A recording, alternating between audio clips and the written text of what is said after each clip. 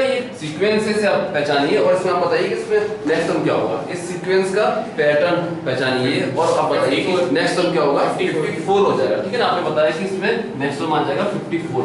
Pattern क्या था इसमें, ठीक है, आपको अगर इस टर्म से यहाँ तक आना तो आप क्या कर रहे हैं, मल्टीप्लाई बाई 3, यहाँ से आने के लिए इंटू 3, यहाँ से आने के लिए इंटू 3, ये आ रहा है, ठीक है। इसमें क्या हो रहा है कि नेक्स्ट टर्म के लिए उससे पहले वाले टर्म को इंटू करते हैं 3 से। जो इस टाइप के सीक्वेंस होते हैं उनसे हम कहते हैं जीपी, ज्योमेट्रिक प्रोग्रेशन कहते हैं, ये जीपी होती है। एक जनरल जीपी इस टाइप की दिखती है, A R, A R square, A r cube, A R 4 and so on, ठीक है ना। ऐसा है जनरल जीपी, ठीक है ना। इसमें इस ए को हम बोलते हैं फर्स्ट टर्म, ऐसे कहते हैं कि इस जीपी का फर्स्ट टर्म है ए, ठीक है ना। और ये आर है, इसे कहते हैं कॉमन रेशियो, ये हो गया आर।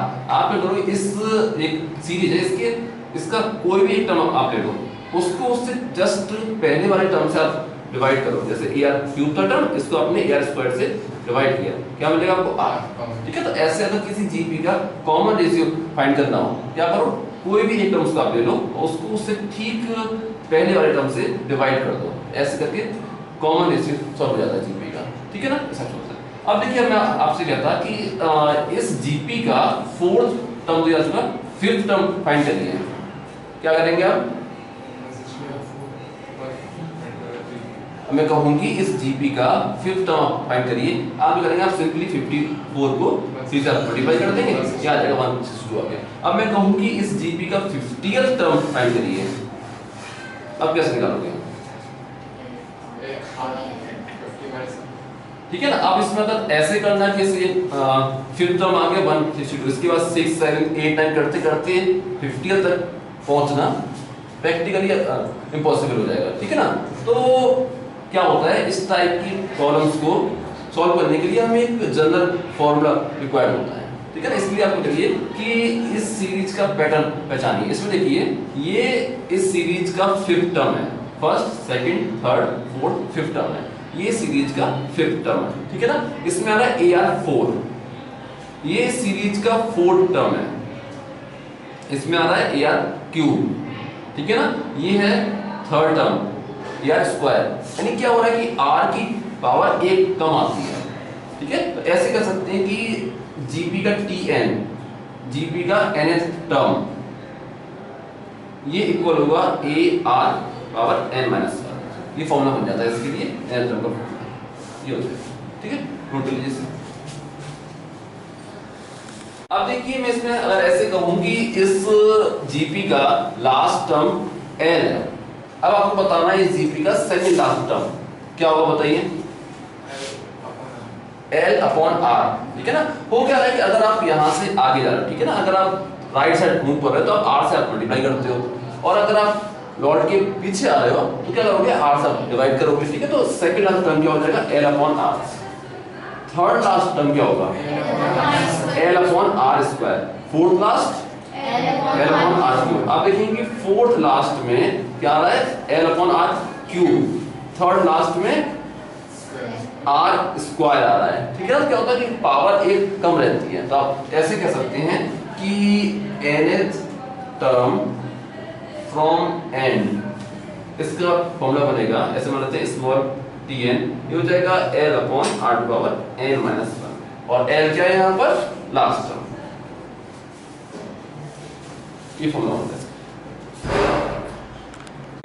इसमें जैसा कि जीपी हमें प्रोवाइड कर रहा है और हमसे इसका 9 टर्म पूछा जा रहा है, हम क्या करेंगे, सबसे पहले इस जीपी का फर्स्ट टर्म फाइंड करेंगे, ये आ गया 1, ठीक है।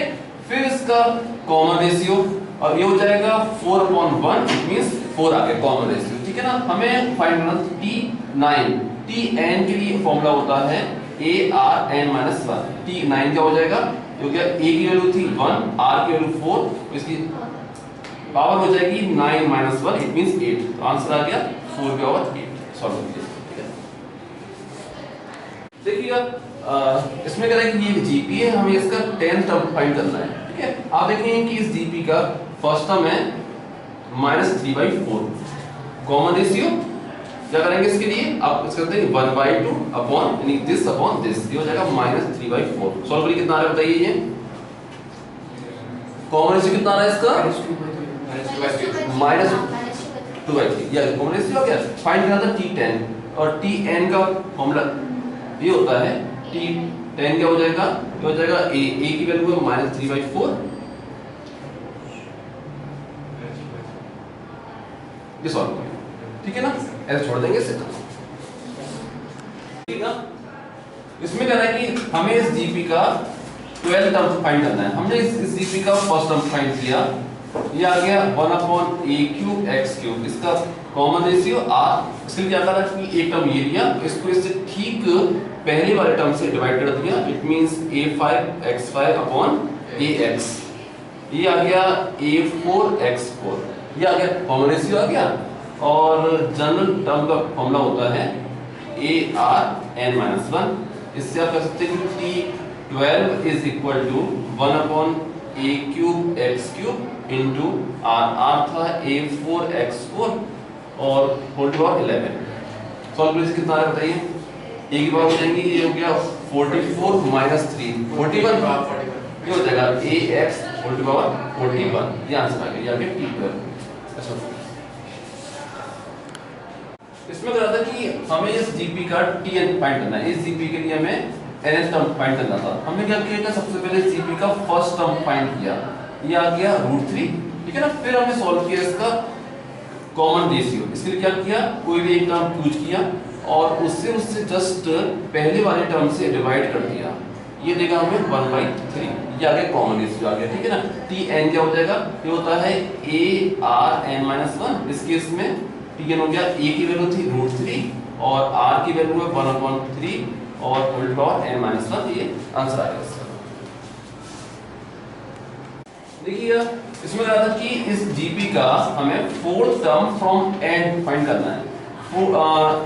देखिए nth टर्म फ्रॉम एंड का फॉर्मूला होता है L/r⁴n-1। इस केस में देखिएगा लास्ट टर्म क्या है, ये है 162, ठीक है ना। r की वैल्यू क्या है, कॉमन रेशियो क्या है इसका, इसके लिए क्या करो, कोई भी एक टर्म ले लो और उससे ठीक पहले वाले टर्म से डिवाइड कर दो, इट मींस यू गेट 2/9/2/27। इसे ऐसे कह सकते हैं कि 2/9 × 27/2, ठीक है ना। सॉल्व करिए इसे, ये आ जाएगा 3, कॉमन रेशियो आ गया इसका 3। अब देखिए, अब आप कहेंगे इसमें कि फोर्थ टर्म फ्रॉम एंड, ये हो जाएगा L है 162 अपॉन R की वैल्यू होगी 3 n-1, इट मींस 4 - 1 3, ये हो जाएगा। क्या है सॉल्व करिए बताइए, 6 आ गया, ये आ गया, ठीक है ना। इसमें कहा था कि एक जीपी है, इसका Tn गिवन था, हमसे पूछ रहा है कि n की वैल्यू क्या होगी, ठीक है ना। तो Tn के लिए फॉर्मूला क्या होता है, Tn इक्वल होता है arn-1, है ना। हमने यहाँ पर इसमें एक सॉल्व किया फर्स्ट टर्म, ये आ गया √2, फिर सॉल्व किया कॉमन रेशियो। इसके लिए क्या किया कि कोई भी एक टर्म चूज किया और उससे ठीक पहले वाले टर्म से डिवाइड कर दिया, इट मींस 1/√2 डिवाइड बाय √2, ये देगा हमें 1/2, ये आ गया इसका कॉमन रेशियो आ गया।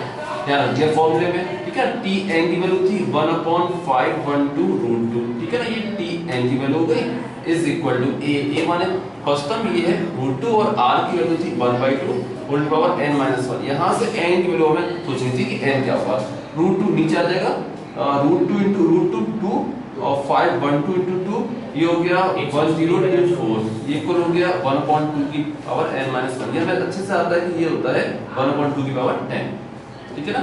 ये हो गया 1/2 की पावर n-1। बेस सेम है, पावर आप कंपेयर कर सकते हैं, it means 10 = n-1, it means n = 11, ये आंसर आ गया n की वैल्यू। देखिएगा 9 क्वेश्चन में कह रहा था कि एक जीपी जिसका फोर्थ टर्म है 27 एंड सेवेंथ टर्म है 729। हमें इसके लिए a और r की वैल्यू फाइंड करनी थी। हमें इसका फर्स्ट टर्म और कॉमन रेशियो फाइंड करना था। आप कह सकते हैं इसमें T4 मींस ar³ इक्वल हो गया 27। अब यहां से कह सकते हैं कि ar6 = 729। इसे ऐसे कर दो कि ये इक्वेशन फर्स्ट है और ये इक्वेशन सेकंड है, ठीक है ना। इन्हें सॉल्व करने के लिए आप करो कि इक्वेशन सेकंड को इक्वेशन फर्स्ट से डिवाइड कर दो। डिवाइड करेंगे इसे तो यहाँ से आपको मिलेगा, तो a से a कैंसिल हो जाएगा, r6 upon r cube is equal to r cube is equal to 729 upon 27, ये देगा हमें 27। यहाँ से कह सकते हैं r इज इक्वल टू 3, ये r की वैल्यू आ गई। r की वैल्यू को हमने इसमें रखा तो यहाँ से कह सकते हैं कि a इज इक्वल टू 1, ये और r सॉल्व हो गए। क्वेश्चन कह रहा था कि इसमें ये एक इनइक्वेशन प्रोवाइडेड है, ठीक है ना। हमसे कह रहा है कि हमें इसकी बेसिस पर प्रूव करना है कि a b c d g p में है, ठीक है ना। हमसे कह रहा है इसमें prove that a b c d are g p, ये करना है क्वेश्चन, ठीक है ना। कैसे कर सकते हैं इसे, देखिए क्या करो कि पहले इस इनइक्वेशन जो ये है इसका जो एक्सप्रेशन है इसे रीअरेंज करते हैं। देखिए कैसे, देखो a स्क्वायर p स्क्वायर, इसको लिख लिया पहले a स्क्वायर p स्क्वायर, ठीक है। फिर इसके साथ लिखा -2ab p, यहाँ लिखा -2ab p, समझ में आ रहा है, -2ab p, इसको लिख लिया। फिर लिखा प्लस b स्क्वायर, तीन थे ना एक्सप्रेशन, उनमें से एक एक टर्म लेते जा रहे हैं, इसको लिख लिया ऐसे, ये एक बन गया, ठीक। फिर क्या लिखा, फिर लिखा b square p square, b square p square, यहां से b square p square, -2bcp, -2bcp, ठीक है, प्लस c स्क्वायर, इसको लिख दिया, प्लस फिर लिखा यहां पे c square p square, c square p square, -2cdp, -2cdp, और यहां से लिखा plus d square, whole thing is less than और इक्वल टू 0, ठीक है। यहां तक इसे देखिएगा, इससे हम कह सकते हैं ये हो गया ap minus b whole square, हम इसे कह सकते हैं ये हो गया bp minus c whole square, और इसे कह सकते हैं ये हो गया cp minus d whole square, whole thing is less than और इक्वल टू 0, ठीक है। ये तीन होल स्क्वायर है, उनका सम है, एडिशन में है, ये तीनों कंफर्म पॉजिटिव है, उनको भी जब ऐड कर रहे हैं तो ये होल एक्सप्रेशन पक्का पॉजिटिव होगा, ठीक है ना। ये कभी भी नेगेटिव नहीं आ सकता, ये कभी भी लेस देन 0 नहीं आ सकता, केवल एक केस पॉसिबल है कि इक्वल टू 0 आए, लेस देन 0 आना इम्पॉसिबल, इसलिए इक्वल ही है। हाँ, एक पॉसिबिलिटी बनती है कि this whole expression is equal to 0, ये केस इसमें पॉसिबल है। और वो भी कब होगा, कब ये पूरा एक्सप्रेशन 0 होगा, जब ये तीनों टर्म सेपरेटली 0 हो, तीनों चीजें पॉजिटिव है और ऐड हो रही हैं, सम 0 आ रहा है, कब पॉसिबल है ऐसा, तीनों चीजें सेपरेटली 0 हो, ये भी 0 हो, ये भी 0, ये भी 0, it means AP minus B is equal to 0, BP minus C is equal to 0, CP minus D is equal to 0। यहाँ से कह सकते हैं आप P is equal to B upon A, यहाँ से कह सकते हैं P is equal to C upon B, और यहाँ से हो गया P is equal to D upon C, ठीक है ना। इनसे कह सकते हैं B upon A is equal to C upon B is equal to D upon C। वो कह रहा है कि AB, BC, CD same ratio में है ना। This implies that A, B, C, D are in G। ये प्रूव किया, ये प्रूव किया। थर्ड क्वेश्चन कह रहा था कि ये एक दो इक्वेशंस दी हुई हैं, इनके बेस पर प्रूव करना है कि ABCD GP में है, ठीक है ना। क्या करना चाहिए हमें, इन इक्वेशंस में C एंड D लगा देना चाहिए, कंपोनेंटो एंड डिविडेंडो, ठीक है ना। इसको लगाने से ये हो जाएगा A अपॉन BX, ये हो जाएगा B अपॉन CX, और ये हो जाएगा C अपॉन DX, तीनों में से X कैंसिल हो जाएगा। अब ये हो गया A upon B is equal to b upon c is equal to c upon d. This implies that a b c d are in gp.